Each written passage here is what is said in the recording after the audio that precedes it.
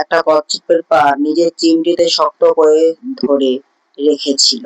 সে বারবার তার খোলস ভাঙার চেষ্টা করছিল, যেন যে কোনো মূল্যে তাকে আঘাত করতেই হয়। কিন্তু কচ্ছপটা না একবারও পিছনে ফিরে তাকালো, না তার সঙ্গে লড়াই করার চেষ্টা করলো।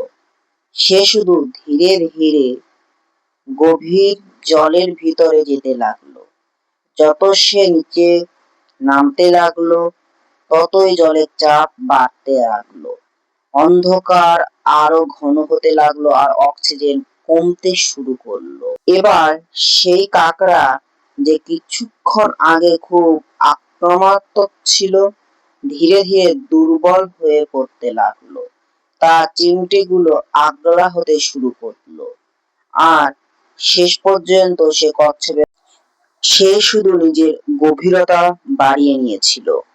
আর হয়তো বাস্তব জীবনে এটাই সবচেয়ে বড় শক্তি। কিছু মানুষ শুধু আপনাকে বিরক্ত করার জন্যই জীবনে আসে।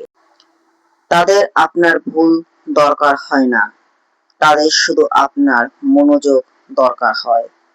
তারা চায় আপনি থেমে যান, তাদের সঙ্গে তর্ক করুন, রাগ করুন আর ধীরে ধীরে তাদের মতো হয়ে যান।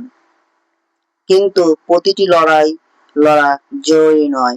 অনেক সময় সবচেয়ে বড় জয় এটাই হয় যে আপনি না থেমে নিজের জীবনে আরো সামনে এগিয়ে যেতে থাকেন।